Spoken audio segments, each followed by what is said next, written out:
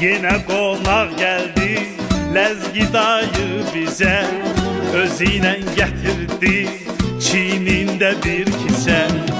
Uşaq bunu görüp korktu ve kaçtı, çünkü Lezgi dayı kisesini açtı.